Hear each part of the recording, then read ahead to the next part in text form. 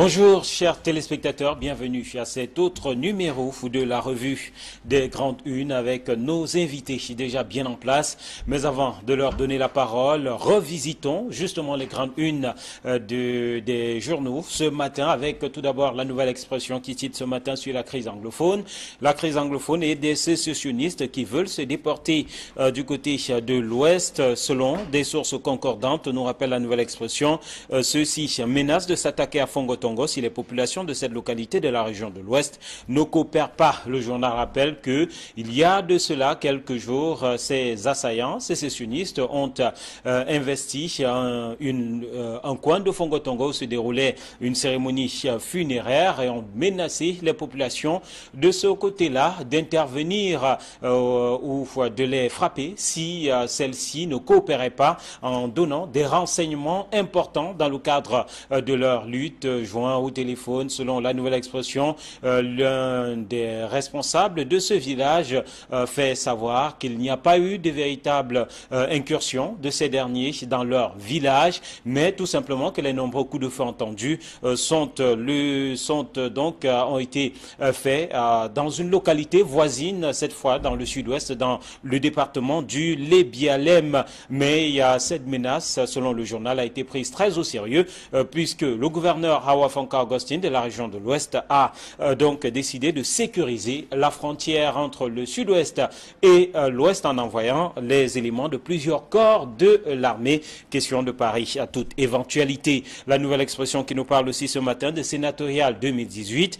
Comment les électeurs ont voté? L'opposition qui dénonce l'absence du bulletin unique et les résultats publiés dans les bureaux de vote qui indiquent que la discipline du RDPC n'a pas toujours été respectée, puisque le journal fait savoir que dans certaines localités, des conseillers municipaux du RDPC ont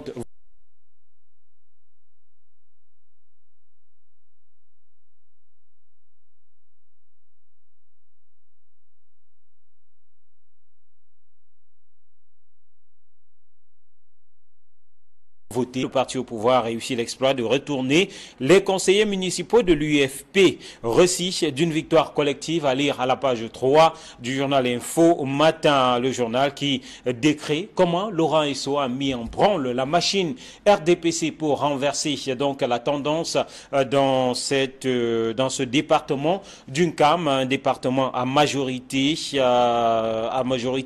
UFP, mais il y a des conseillers municipaux UFP qui ont réussi à être convaincus de voter pour le RDPC dans le cadre de ces sénatoriales. Zone de libre-échange continentale, l'aubaine de la diversification économique, sur haute instruction du président de la République, le ministre des Finances, Louis-Paul Mutazi a paraphé à Kigali au Rwanda le texte créant un marché commun en Afrique, nous rappelle le journal ce matin. C'était tout simplement la semaine dernière. Le quotidien de l'économie ce matin parle des projets chinois qui coincent dans notre pays. Le journal qui rappelle donc qu'ils sont lancés depuis plusieurs années pour certains, d'autres s'inscrivent dans le cadre de la loi portant sur les incitations aux investissements privés d'avril 2013, mais leur mise en œuvre piétine quand ils ne tardent pas tout simplement à sortir de terre, nous dit le quotidien de l'économie qui ce matin revisite donc quelques-uns de ces projets bloqués jusqu'ici depuis des années. Le journal qui parle aussi d'agro-industrie, des incitations pour la transformation locale du cacao, à lire donc à la page 7 du quotidien de l'économie de ce matin. Mutation parle de sénatorial et notamment de la région du Nord-Ouest et s'interroge pourquoi le RDPC a perdu. Le journal croit savoir alors qu'il détient la majorité des conseillers municipaux dans cette région, le parti au pouvoir a été tout simplement dévancé par le Social Democratic Front, un désaveu pour l'élite locale dans le contexte de crise anglophone, nous dit Mutation. Ce matin, Cameroun Tribune s'intéresse au couple présidentiel. Paul Biya de retour, nous dit le quotidien gouvernemental qui rappelle que le président de la République, qu'a accompagné la première première dame Chantal Biya a regagné Yaoundé hier soir à l'issue de son éclatante visite d'État de 3 jours en Chine, à lire donc dans les colonnes du journal Cameroun Tribune ce matin. L'éditorial et surtout les leçons de cette visite que tirent les envoyés spéciaux du journal Cameroun Tribune. Et on va évoluer avec le journal Le Popoli qui parle de magouille dans la tanière des Lions indomptables du Cameroun, avec donc les différentes sélections qui pourraient voir de nouveaux hommes être installés. Et surtout, le journal s'intéresse à Bidoum Fils qui signe sur l'infirmerie des Lions indomptables du Cameroun.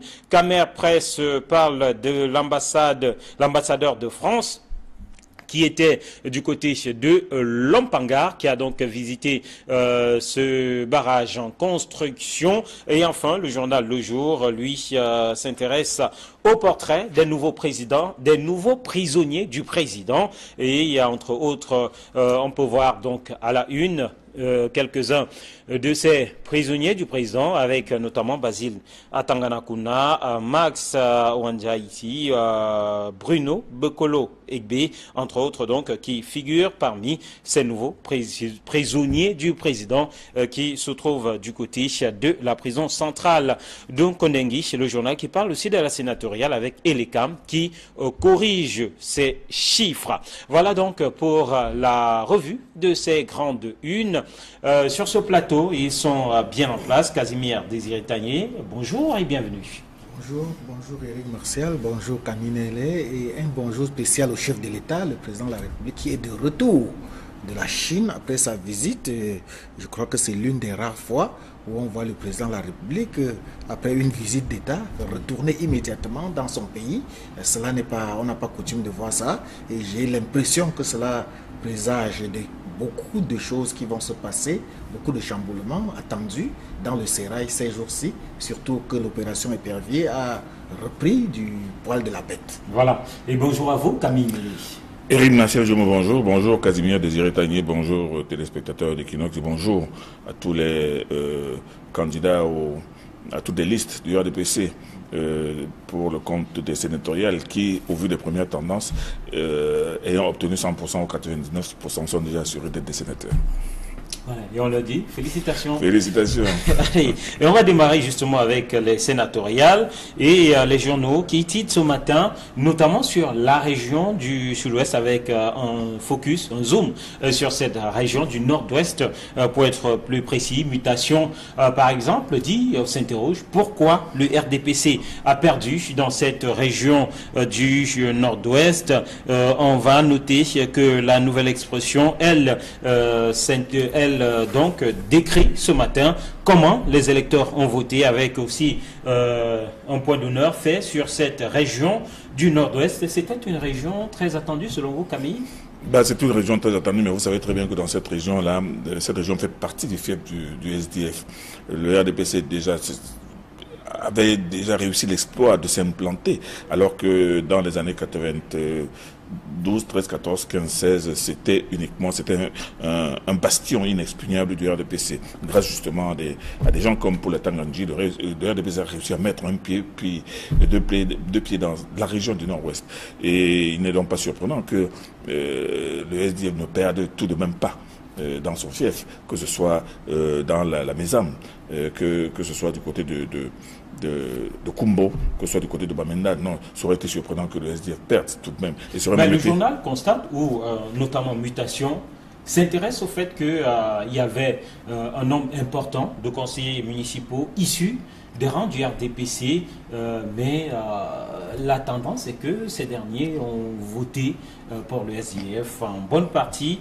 Certains ne se sont peut-être pas déplacés, tel que rapporte le journal, mais au finish, alors que l'on se serait attendu à une victoire du RDPC, eh bien, c'est l'inverse, d'où ces titres et ces focus des journaux sur cette région. Il faut regarder la marge. La marge est quand même assez mince. Ce n'est pas une marge écrasante comme on le trouve dans certaines autres régions. La marge est infime. Elle est à peine de 3 ou 4%. Mais toujours est-il que ce n'est toujours pas surprenant qu'on puisse trouver des militants du RDPC ou des conseillers municipaux du RDPC qui aient pu retourner leur veste à la dernière seconde, compte tenu du climat qui prévaut dans toute cette région. Casimir, des leçons à tirer de ce vote, de cette sénatoriale dans cette région du Nord-Ouest au regard des titres des journaux? Oui, je crois que justement c'est ce que vous veniez de dire là qu'il faut faire remarquer, hein, Eric, parce que le Nord-Ouest a en majorité les conseillers municipaux du RDPC.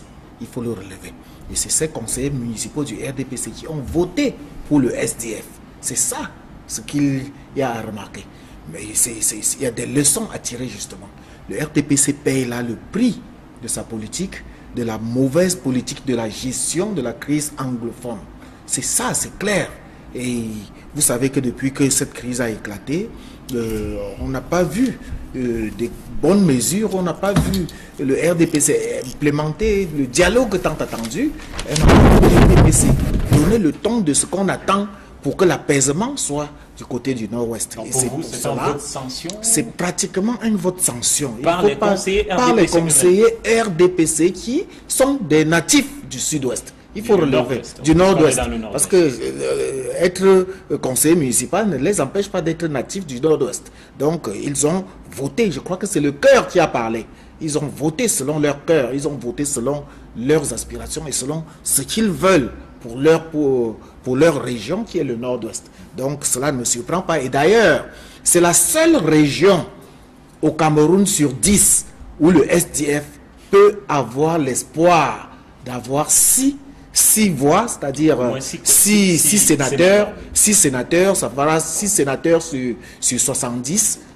La marge est infime. Ça ne fait même pas, en attendant les nominations, c'est vrai, mais ça ne fait même pas encore un groupe parlementaire. Parce que vous savez que pour avoir un groupe parlementaire, il faut avoir une marge d'au moins 15 sénateurs. Donc ils sont actuellement à 6 sénateurs. Il ne fallait pas quand même que le RDPC rafle toute la mise dans tout le Cameroun. Je crois qu'il fallait au moins que là-bas, vous allez me demander pourquoi ce n'est pas la même chose dans le Sud-Ouest. Justement, le Sud-Ouest a autre chose de particulier. Le Sud-Ouest a des sénateurs sortants, comme le chief Moukete, qui a fait des grandes sorties ces derniers temps, et dont il fallait qu'il joue sa partition, il fallait qu'il démontre que, en dehors des sorties qu'on a vues du côté des grands journaux comme Jeune Afrique, où il a fait des sorties pour dire qu'il promeuvait le fédéralisme et condamnant vertement la politique du chef de l'État, il fallait donc qu'il mène campagne pour que sa région montre ses accointances avec le parti au pouvoir. Donc, il y a une différence entre le Sud-Ouest et le Nord-Ouest. Camille. Oui, mais moi, ce que je veux dire, c'est qu'il faut aussi comprendre que le RDPC, qui est le parti au pouvoir, qui est le maître d'œuvre de l'élection, sait très bien que il serait indécent qu'il rafle 100% des sièges. Vous ne savez pas, vous ne savez rien des tractations de coulisses qui ont pu se passer pour que certains partis puissent au moins être représentés d'une manière ou d'une autre. Donc, moi, je pense que cela fait partie du jeu de l'élection, parce qu'une élection, c'est un jeu. C'est le jeu démocratique et on ne saura jamais. Vous vous souvenez très bien que lors de la dernière mandature, c'est le RDPC avait donné des consignes de vote pour qu'on vote que les conseillers municipaux RDPC votent pour le SDF. Donc moi je pense que cela participe du jeu, c'est un jeu d'équilibre et que les gens ne se posent pas trop de questions pour savoir à tel endroit pourquoi le RDPC a pu perdre alors qu'il avait la possibilité de gagner. Moi je dis tout simplement que regardons seulement, on va voir la coloration définitive. Après c'est à pouvoir qu'on verra que bien évidemment la grosse part du gâteau se reviendra.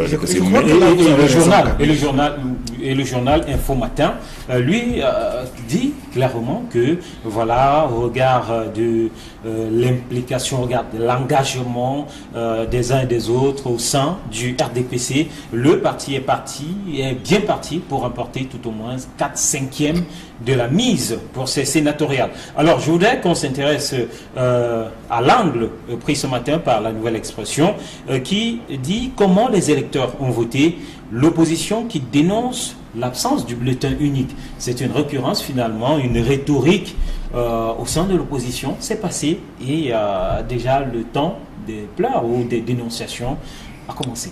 Il ne faudrait pas que ces dénonciations aient un effet fatigue. C'est-à-dire que dénoncer pour dénoncer.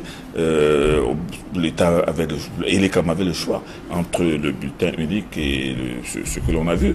Et moi, je pense que ces candidats du SDF qui aujourd'hui disent que ça aurait été le fait d'avoir un bulletin unique aurait permis à l'État de faire des économies. Oui, ça peut peut-être tenir la route, mais le choix du mode appartient toujours à l'organisateur, moi je pense. C'est tout comme j'ai entendu, il y a des jérémiades sur des, comment on appelle ça là, des caméras de surveillance qu'on aurait vu dans certains... À Bangui. À Bangui. Mais les gens oublient que cette zone du pays est une zone particulièrement trouble, où les caméras de surveillance sont là justement pour avoir un aperçu de tout ce qui se passe. Et en cas... Pas dans un bureau de... Non, mais écoutez Éric Martial Diomon, je dis en cas d'agression, en cas d'attaque, vous dites qu'il y a quels éléments? Moi, je ne pense pas que cette caméra soit incongrue dans une zone où il y a justement toujours des menaces d'attaque et des menaces armées. Moi, je pense que il ne faut pas voir les choses tout simplement en se disant que ces caméras sont là, étaient placées pour permettre de voir ceux qui votent pour, ceux qui votent contre. Moi, je pense que l'autre élément, c'est l'élément de la sécurité. Et les caméras de surveillance sont là justement pour assurer la sécurité et savoir même ce qui aurait pu se passer. Moi, et vous allez voir que même lors des prochaines élections qui arrivent, il y aura des caméras de surveillance, surtout dans les zones sensibles. Voilà. Et le journal, La Nouvelle Expression, tout comme d'autres journaux qui revisitent les dépouillements, constatent que l'opposition qui a parlé de bulletin unique, mais aussi que dans certaines régions, le taux d'abstention a été un peu plus élevé, notamment le sud-ouest. Ça peut s'expliquer avec la situation. Mais Info Matin nous parle ce matin d'une CAM. Et là-bas, l'Info Matin nous dit comment Laurent Esso a joué du côté de Yabassi. Je crois que le titre de Info Matin m'a paru un peu surprenant, surtout quand on fait un grand zoom sur Laurent Esso, qui serait la personne qui a fait gagner dans le CAM, et qui a fait gagner le Vouri, qui a fait gagner à l'ouest, qui a fait gagner au nord et à l'extrême nord. Je crois que ça c'est un peu trop grossier, et surtout que nous savons que le CAM, c'est vrai, le CAM c'est des conseillers, pratiquement 95% sont de l'UPF, et c'est ces conseillers UPF qui ont voté pour le RDPC. Ça peut paraître surprenant, mais il faut regarder le travail qui a été fait par des natifs du CAM eux-mêmes. Le professeur Narcisse Molenkombi, qui est ministre des Arts et de la Culture, a fait un travail remarquable. Aurélien Soso, qui est recteur de l'une des meilleures universités du Cameroun, a fait un travail là-bas. C'est vrai, Laurent Esso est le coordonnateur des activités du RDPC dans le littoral. Mais pourquoi zoomer seulement dans le CAM? Pourquoi est-ce que ce n'est que dans le CAM qu'il a fait gagner? Moi, je crois que c'est un peu trop grossier. Et puis, lorsque vous lisez l'article, vous allez voir qu'à l'intérieur, le même journal Info Matin parle d'une victoire collective. Ce n'est plus Laurent Esso seul qui a fait gagner, c'est une victoire collective. Donc je dis, c'est vrai, on peut soutenir les personnalités que l'on veut, mais je crois qu'il faut éviter, surtout que Laurent Esso n'en a pas besoin. Laurent Esso, c'est une personnalité qui est d'ailleurs même présentée par Jeune Afrique de cette semaine comme le dauphin, comme le meilleur dauphin de Paul Biya. Donc il ne faudrait pas qu'on vienne le salir avec des petits trucs comme ce genre-là. Alors Camille, vous connaissez bien la zone, titré comme ça, comment Laurent Esso a joué à Yabassi, ça peut se comprendre? Non, de façon plus prosaïque. Ne cherchons pas des explications trop alambiquées. En réalité, il faut regarder le paysage politique d'une CAM, notamment d'une CAM Sud. Ceux qui ont la mémoire savent très bien que lors des dernières élections municipales, il y avait une liste RDPC qui était très très puissante. C'est la liste conduite par le maire, Kwedi Bataké Désiré, qui était le président de la section RDPC du CAM Sud. Et vous savez très bien qu'en face à lui, il y avait Nyamsi Martin, qui avait aussi sa propre liste, et il voulait absolument que il y a eu un problème de leadership entre ces deux grandes élites du CAM Sud. Or, face à la décision du comité central de n'investir qu'une liste panachée, mais avec Kwedi Bataké en haut, il y a eu une sorte de démission collective. Monsieur Martin, Nyamsi Martin s'est arrangé à livrer carrément la majorité des conseillers à l'UMP qui n'avaient même pas un seul militant une semaine avant, à l'UPF qui n'avaient même pas un seul militant à Yabassi une semaine plus tôt. Ce qui fait que tous ceux qui ont gagné cette élection, les conseillers municipaux en réalité c'était tous des militants du RDPC qui d'un jour à l'autre sont devenus des militants de l'UPF. Autre fait plus significatif et absolument risible, c'est que vous savez très bien que le maire de Yabassi lui-même, qui est le maire de cette ville de Yabassi, conduite par l'UPF, lui-même a fui l'UPF, il est parti rejoindre maintenant Meta Kiremouna. On a des conseillers municipaux UPF qui sont abandonnés à eux-mêmes.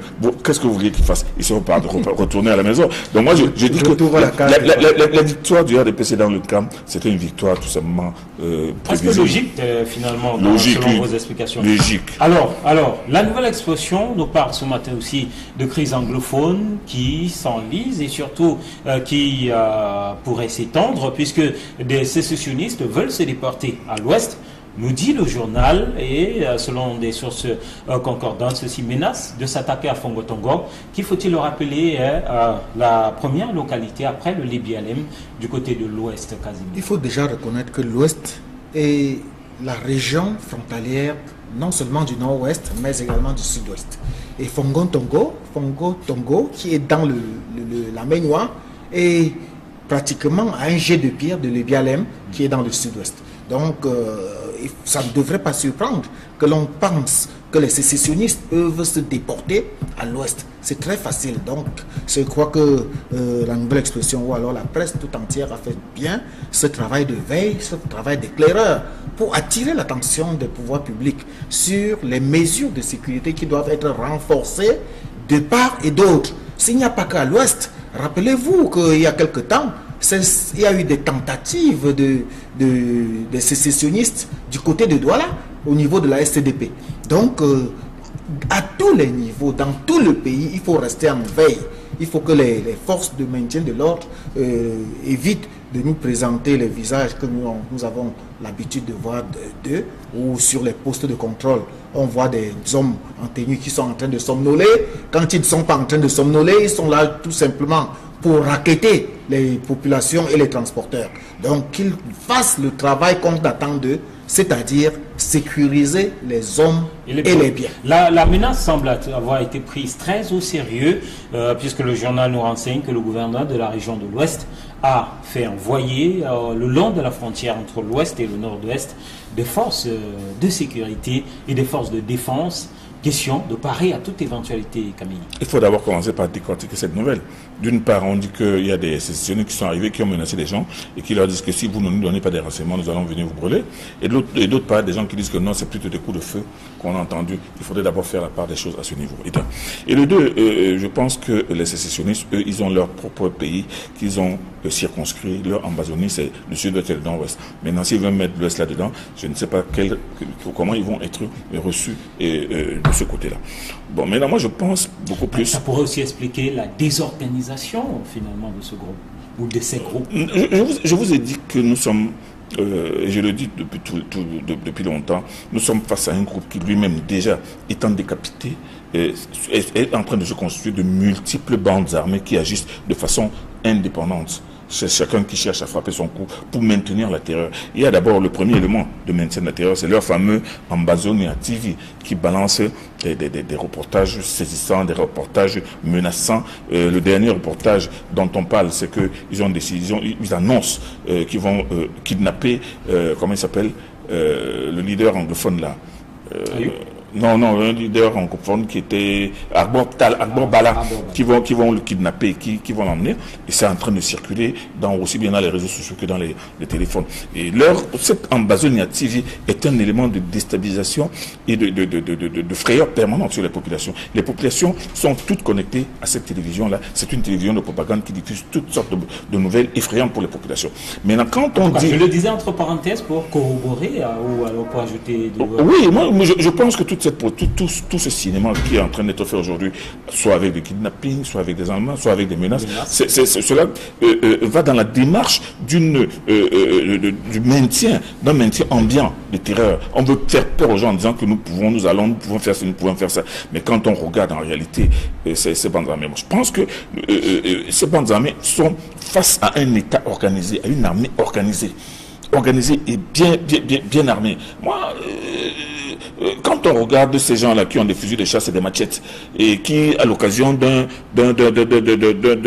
montage qu'ils ont fait pour démontrer qu'ils sont en train de parler, où on voit quelques Kalachnikov, ces gens ne sont véritablement pas armés. Ils sont en train, ce sont des bandes. Moi, je persiste à le croire, qui sont désorganisés, qui agissent chacun de son côté. Mais l'essentiel, c'est pour qu'il faut terroriser les gens, il faut faire croire à l'État qu'ils ont les moyens d'attaquer et de faire ce qu'ils veulent. Alors, deux autres sujets, rapidement pour sortir de ce numéro de la revue des Grandes Unes. Le retour de Paul Biya, relevé par le journal Cameroun Tribune ce matin, le quotidien de l'économie qui lui parle de ces chantiers chinois bloqués.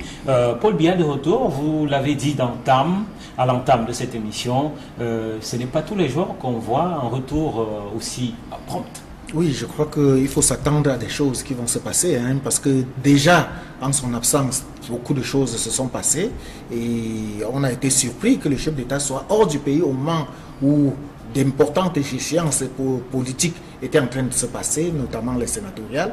Bon, il était de bon temps qu'il revienne. Il ne vote pas. Il n'est pas conseiller. C'est pas un problème, mais il doit être là pour savoir comment ça se passe. Il ne doit pas vivre les sénatoriales à distance. Heureusement, il est revenu au moment même où la Commission nationale des recensements de vote est en train de se mettre sur pied. Et d'ici une quinzaine de jours, ce sera la proclamation des résultats par la Cour constitutionnelle qui venait également d'être créée. Et je crois qu'il faut féliciter pour une fois le chef de l'État qui a fait ce qu'on attend d'un chef de l'État. C'est-à-dire après une visite d'État, qu'il replie rapidement à l'arrière-garde, qu'il replie rapidement au bercail pour gérer la situation qui se pose, qui s'impose, et pour que le Cameroun ne soit pas ce genre de no man's land où chacun fait ce qu'il veut, parce qu'on dit toujours le chat parti, la souris danse. La souris danse. Alors, peut-être un mot rapide là-dessus, même comme sur le retour de Paul Biya, sur retour prompt. Le retour rapide, mais c'est le moins qu'on pouvait attendre de lui. Il est allé pour une visite, une invitation du président chinois. Il est allé, il a discuté avec lui. Il devait avoir dans sa suite une cohorte d'hommes d'affaires. Ça n'a pas marché. Il est revenu. Bon, moi je pense que compte tenu de la situation sociopolitique, compte tenu de l'ambiance même sécuritaire, il est de bon ton qu'il revienne. C'est le moins qu'on pouvait attendre de lui. Et il ne pouvait plus se permettre une villégiature comme il le faisait quand il n'y a pas de problème. Aujourd'hui, il y a des problèmes. Il est tout à fait normal qu'il rentre dans son pays. Et je ne vois pas pourquoi on doit trouver cela extraordinaire. C'est tout à fait normal. Et on termine avec ce sujet dans la nouvelle expression. Succession tourmentée, la famille Mouna au tribunal. Le journal nous fait savoir que c'est Amatoutou Mouna, l'ancienne ministre de la Culture, qui a esté en justice. Elle a porté plainte contre ses frères aînés pour détournement de la succession. Moi, je me surprends toujours que les grandes familles, les familles des grandes personnalités, et à la bord de celui-là, se retrouvent toujours dans la tourmente. C'était déjà le cas avec la famille Sopo-Priso, et c'était déjà le cas avec la famille Fadil Oumaro. C'est actuellement le cas avec la famille Mouna. Mais c'est un peu curieux. Peut-être demain, ce sera le cas des autres familles que je ne veux pas citer. Et nous savons, pourquoi pas. Il faut même oser. Il y a les Kadji des Fosso, qui sont des grandes familles, les Fosso Victor, qui sont des grandes familles, les Soé André, autres. J'espère qu'en tant que tel, ils devraient organiser leur succession pour que les choses se passent paisiblement et qu'on ne vive pas ce genre de spectacle qui viennent de nous être offerts par la famille Mouna. Mouna, commentaire rapide dessus, Camille. Non, vous savez, il y a un principe de loi qui dit que nul n'est censé rester dans l'indivision. C'est-à-dire qu'après la mort du père Tandem Mouna, peut-être que Amatoutou Mouna estime qu'elle veut sa part à elle, elle veut sortir de sa part et estime que... Parce qu'elle n'a pas encore eu sa part? Ben, on ne sait pas justement, parce que le seul fait d'ester en justice démontre qu'elle n'est pas tout à fait contente. Et moi, je dis que ce sont des choses absolument banales et normales dans les familles. Ce n'est là rien d'extraordinaire. Vous savez, les affaires de succession, on les trouve partout. Et si aujourd'hui, Madame Toutoumona traite ses frères en justice, c'est parce qu'elle estime qu'elle est lésée dans la part qu'elle revient. Mais ce qu'elle oublie, c'est qu'elle est entrée au gouvernement. Ce n'était pas parce qu'elle est très forte. Il faut qu'elle se rappelle que c'est déjà un héritage, même si c'est un héritage moral, pour qu'elle soit... Elle, ce qui l'intéresse, c'est l'héritage physique, matériel, auquel elle a droit. Allez, c'est terminé, messieurs. Merci d'être venus, Casimir, Camille. Merci à vous de nous avoir regardés. Prochain rendez-vous, ce sera demain. Nous serons là pour un autre numéro de la revue des Grandes Unes. Entre-temps, nous vous souhaitons une très belle suite des programmes sur Equinox Télévision.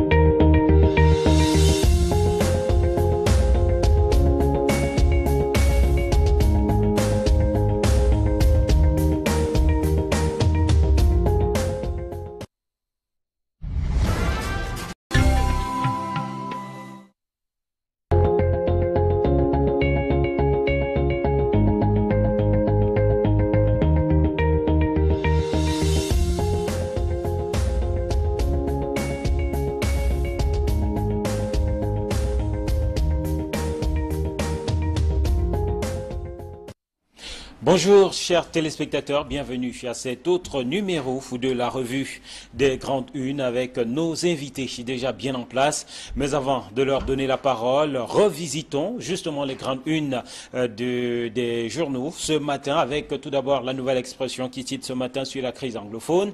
La crise anglophone et des sécessionnistes qui veulent se déporter du côté de l'Ouest selon des sources concordantes, nous rappelle la Nouvelle Expression. Ceux-ci menacent de s'attaquer à Fongotongo si les populations de cette localité de la région de l'Ouest ne coopèrent pas. Le journal rappelle qu'il y a de cela quelques jours, ces assaillants sécessionnistes ont investi un coin de Fongotongo où se déroulait une cérémonie funéraire et ont menacé les populations de ce côté-là d'intervenir ou de les frapper si celles-ci ne coopéraient pas en donnant des renseignements importants dans le cadre de leur lutte. Joint au téléphone, selon la Nouvelle Expression, l'un des responsables de ce village fait savoir qu'il n'y a pas eu de véritable incursion de ces derniers dans leur village, mais tout simplement que les nombreux coups de feu entendus ont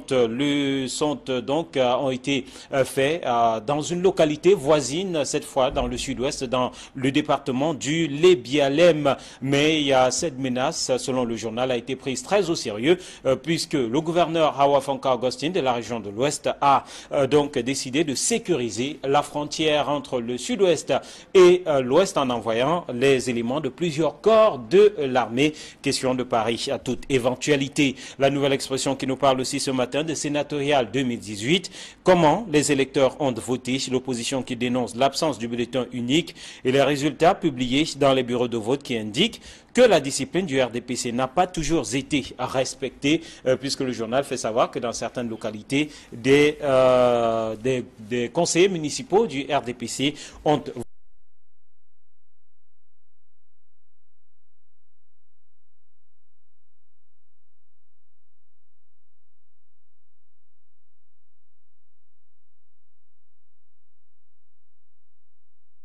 Le parti au pouvoir a réussi l'exploit de retourner les conseillers municipaux de l'UFP. Récit d'une victoire collective à lire à la page 3 du journal Info Matin. Le journal qui décrit comment Laurent Esso a mis en branle la machine RDPC pour renverser donc la tendance dans ce département d'UNCAM, un département à majorité UFP, mais il y a des conseillers municipaux UFP qui ont réussi à être convaincus de voter pour le RDPC dans le cadre de ces sénatoriales. Zone de libre-échange continentale, l'aubaine de la diversification économique, sur haute instruction du président de la République, le ministre des Finances, Louis-Paul Mutazi a paraphé à Kigali au Rwanda le texte créant un marché commun en Afrique, nous rappelle le journal ce matin. C'était tout simplement la semaine dernière. Le quotidien de l'économie ce matin parle des projets chinois qui coincent dans notre pays. Le journal qui rappelle donc qu'ils sont lancés depuis plusieurs années pour certains. D'autres s'inscrivent dans le cadre de la loi portant sur les incitations aux investissements privés d'avril 2013. Mais leur mise en œuvre piétine quand ils ne tardent pas tout simplement à sortir de terre, nous dit le quotidien de l'économie qui ce matin revisite cette région du Nord-Ouest. C'était une région très attendue selon vous, Camille? C'est une région très attendue, mais vous savez très bien que dans cette région-là, cette région fait partie du fief du SDF. Le RDPC avait déjà réussi l'exploit de s'implanter, alors que dans les années 92, 13, 14, 15, 16, c'était un bastion inexpugnable du RDPC. Grâce justement à des gens comme Paul Tanganji, le RDPC a réussi à mettre un pied, puis deux pieds dans la région du Nord-Ouest. Et il n'est donc pas surprenant que le SDF ne perde tout de même pas dans son fief, que ce soit dans la Mézam, que ce soit du côté de Kumbo, que ce soit du côté de Bamenda. Non, ça aurait été surprenant que le SDF perde tout de même. Mais le journal constate, ou notamment Mutation, s'intéresse au fait qu'il y avait un nombre important de conseillers municipaux issus des rangs du RDPC, mais la tendance est que ces derniers ont voté pour le SDF en bonne partie.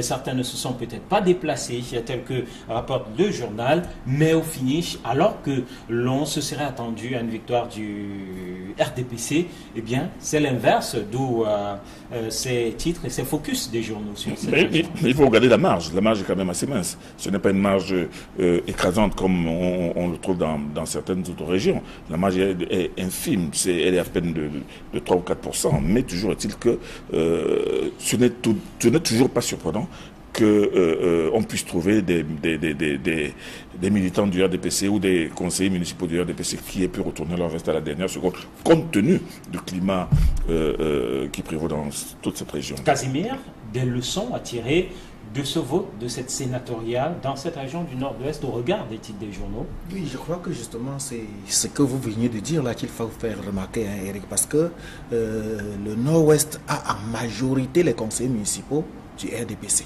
Il faut le relever. Et c'est ces conseillers municipaux du RDPC qui ont voté pour le SDF.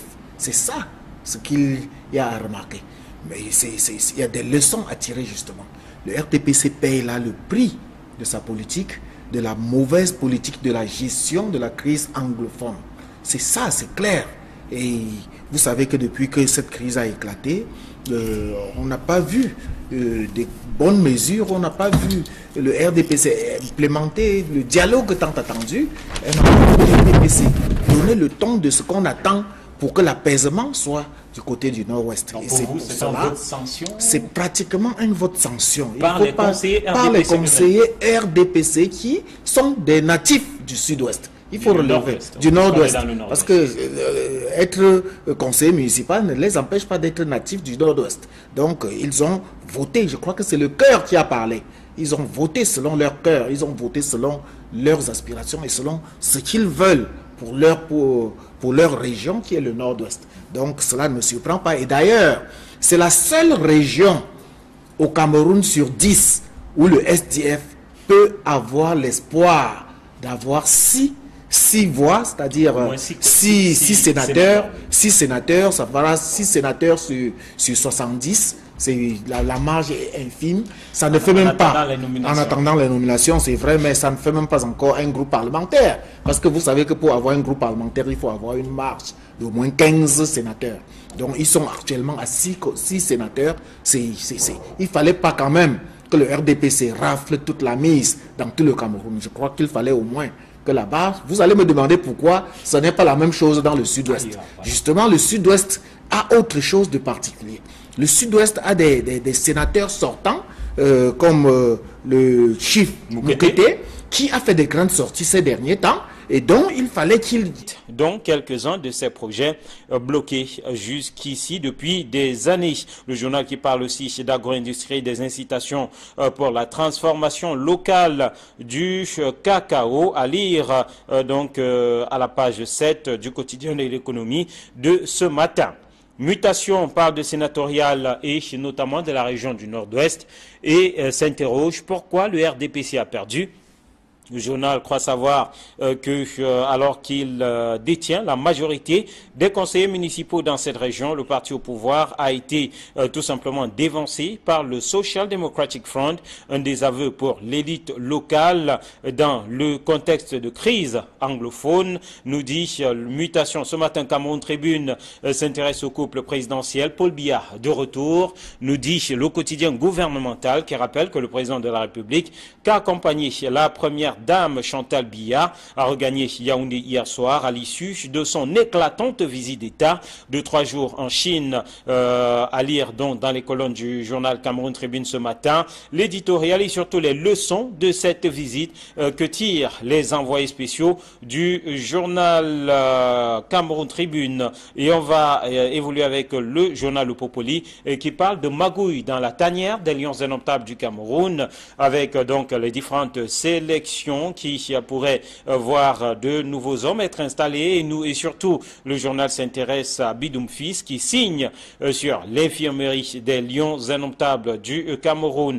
Camer Presse parle de l'ambassadeur de France qui était du côté de Lompangar, qui a donc visité ce barrage en construction. Et enfin, le journal Le Jour, lui, s'intéresse au portrait des nouveaux présidents, des nouveaux prisonniers du président. Et il y a entre autres, on peut voir donc à la une, quelques-uns de ces prisonniers du président, avec notamment Basile Atanganakuna, Max Wanjaiti, Bruno Bekolo Egbe, entre autres donc, qui figurent parmi ces nouveaux prisonniers du président qui se trouvent du côté de la prison centrale de Kondengi, le journal qui parle aussi de la sénatoriale avec Elekam qui corrige ces chiffres. Voilà donc pour la revue de ces grandes unes.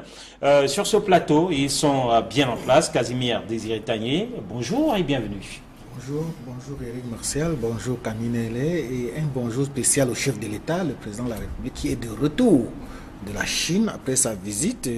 Je crois que c'est l'une des rares fois où on voit le président de la République, après une visite d'État, retourner immédiatement dans son pays.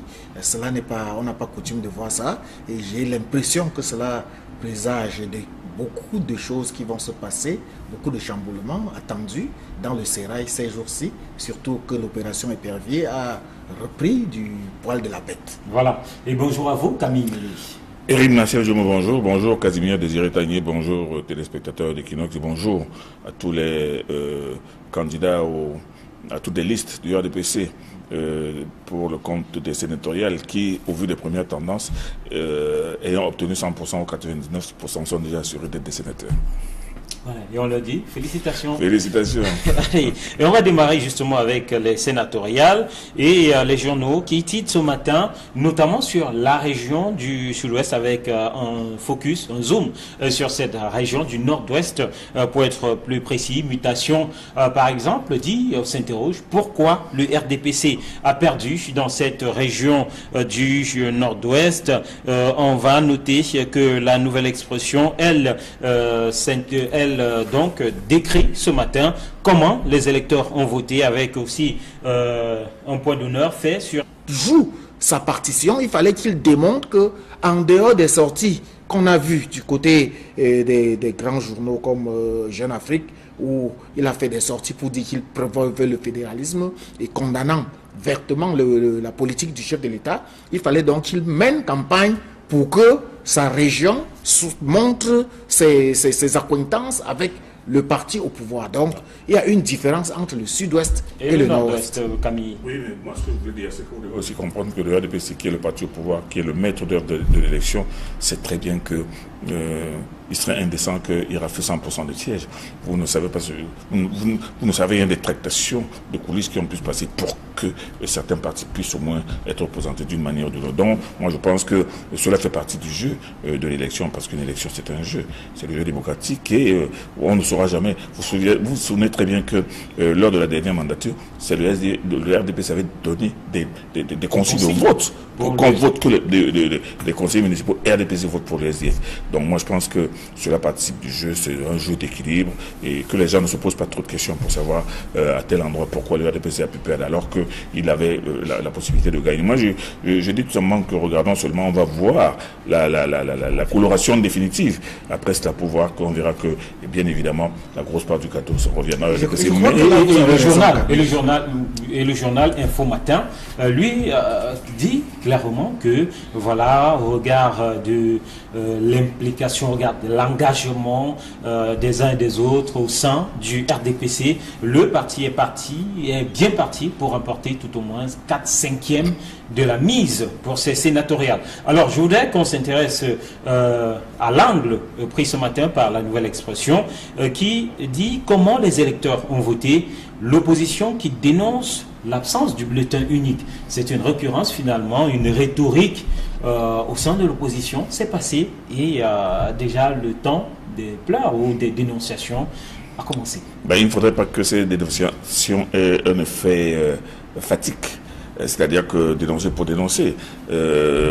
L'État avait et les CAM avaient le choix entre le bulletin unique et ce que l'on a vu. Et moi, je pense que ces candidats du SDF qui aujourd'hui disent que ça aurait été le fait d'avoir un bulletin unique aurait permis à l'État de faire des économies. Oui, ça peut peut-être tenir la route, mais le choix du mode appartient toujours à l'organisateur, moi je pense. C'est tout comme j'ai entendu il y a des jérémiades sur des, comment on appelle ça là, des caméras de surveillance qu'on aurait vu à Bangui.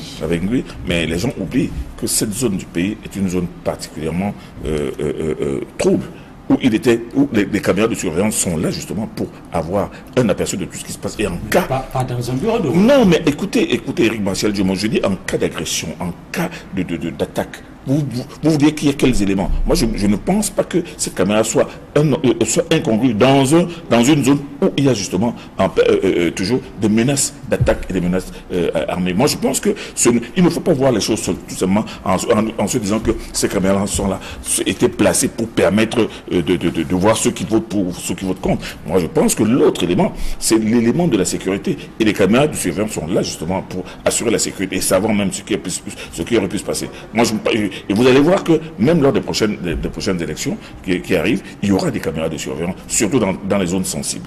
Voilà. Et le journal La Nouvelle Expression, tout comme d'autres journaux qui revisitent les dépouillements, constatent que l'opposition qui a parlé de bulletin unique, mais aussi que dans certaines régions, le taux d'abstention a été un peu plus élevé, notamment le sud-ouest. Ça peut s'expliquer avec la situation. Mais Info Matin nous parle ce matin d'une CAM. Et là-bas, l'Info Matin nous dit comment Laurent Esso a joué du côté de Yabassi. Je crois que le titre de Info Matin m'a paru un peu surprenant, surtout quand on zoome, on fait un grand zoom sur Laurent Esso, qui serait la personne qui a fait gagner dans le CAM, et qui a fait gagner le Vouri, qui a fait gagner à l'ouest, qui a fait gagner au nord et à l'extrême nord. Je crois que ça c'est un peu trop grossier, et surtout que nous savons que le CAM, c'est vrai, le CAM c'est des conseillers, pratiquement 95% sont de l'UPF, et c'est ces conseillers UPF qui ont voté pour le RDPC. Ça peut paraître surprenant, mais il faut regarder le travail qui a été fait par des natifs du CAM eux-mêmes. Le professeur Narcisse Molenkombi, qui est le ministre des Arts et de la Culture, a fait un travail remarquable. Aurélien Soso, qui est recteur de l'une des meilleures universités du Cameroun, a fait un travail là-bas. C'est vrai, Laurent Esso est le coordonnateur des activités du RDPC dans le littoral. Mais pourquoi zoomer seulement dans le CAM? Pourquoi est-ce que ce n'est que dans le CAM qu'il a fait gagner? Moi, je crois que c'est un peu trop grossier. Et puis, lorsque vous lisez l'article, vous allez voir qu'à l'intérieur, le même journal Info Matin parle d'une victoire collective. Ce n'est plus Laurent Esso seul qui a fait gagner, c'est une victoire collective. Donc je dis, c'est vrai, on peut soutenir les personnalités que l'on veut, mais je crois qu'il faut éviter, surtout que Laurent Esso n'en a pas besoin. Laurent Esso, c'est une personnalité qui est d'ailleurs même présentée par Jeune Afrique de cette semaine comme le dauphin, comme le meilleur dauphin de Paul Biya. Donc il ne faudrait pas qu'on vienne le salir avec des petits trucs comme ce genre-là. Alors Camille, vous connaissez bien la zone, titré comme ça, comment Laurent Esso a joué à Yabassi, ça peut se comprendre? Non, de façon plus prosaïque. Ne cherchons pas des explications trop alambiquées. En réalité, il faut regarder le paysage politique d'une CAM, notamment d'une CAM Sud. Ceux qui ont la mémoire savent très bien que lors des dernières élections municipales, il y avait une liste RDPC qui était très très puissante. C'est la liste conduite par le maire, Kwedi Batake Désiré, qui était le président de la section RDPC du CAM Sud. Et vous savez très bien qu'en face à lui, il y avait Nyamsi Martin, qui avait aussi sa propre liste, et il voulait absolument que il y a eu un problème de leadership entre ces deux grandes élites du CAM Sud. Or, face à la décision du comité central de n'investir qu'une liste panachée, mais avec Kwedi Batake en haut, il y a eu une sorte de démission collective.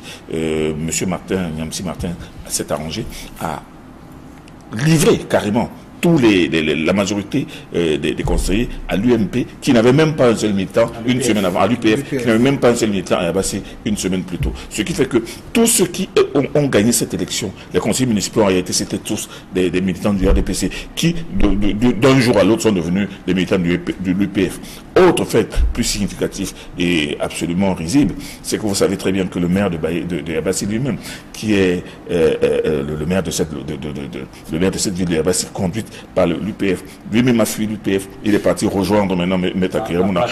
On a des conseillers municipaux UPF qui sont abandonnés à eux-mêmes. Bon, qu'est-ce que vous voulez qu'ils fassent? Ils sont pas retournés à la maison. Donc moi je dis que la victoire du RDPC dans le camp, c'était une victoire tout simplement prévisible. Logique finalement, selon vos explications. Logique. Alors, la nouvelle explosion nous parle ce matin aussi de crise anglophone qui s'enlise et surtout qui pourrait s'étendre puisque des sécessionnistes veulent se déporter à l'ouest. Nous dit le journal, et selon des sources concordantes, ceci menace de s'attaquer à Fongo-Tongo, qui, faut-il le rappeler, est la première localité après le Libyalem du côté de l'ouest quasiment. Il faut déjà reconnaître que l'ouest est la région frontalière non seulement du nord-ouest, mais également du sud-ouest. Et Fongo-Tongo, qui est dans la mer Noire,